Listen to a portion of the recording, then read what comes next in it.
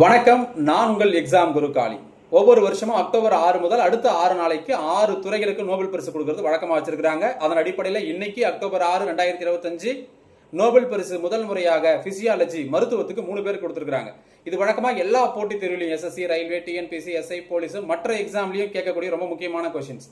யாரு எந்த துறைக்கு எந்த சாதிச்சதுக்காக வாங்கினாங்க அப்படின்னு கேட்பாங்க. இது எல்லாத்தையும் இந்த 6 நாள் முடிஞ்சதுக்கு அப்புறம் நம்ம டீடைலா ஒரு வீடியோவை நம்ம எக்ஸாம் குரு காளி அப்படிங்கிற யூடியூப் சேனல்ல போடலாம்.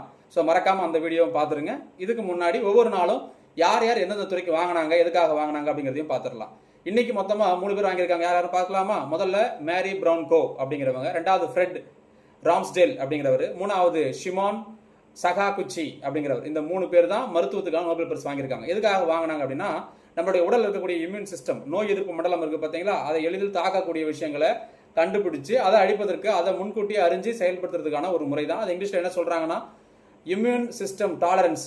அந்த விஷயத்தை இவங்க ஐடென்டிஃபை பண்ணியிருக்காங்க, கண்டுபிடிச்சிருக்காங்க. அதுக்காக தான் நோபல் பரிசு கொடுத்துருக்காங்க.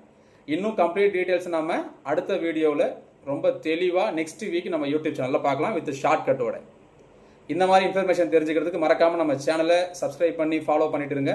கரண்ட் அஃபேர்ஸ், ஜிஎஸ் எல்லாத்துலேயும் நம்மளால் மேக்ஸிமம் மார்க்கை எடுக்க முடியும்.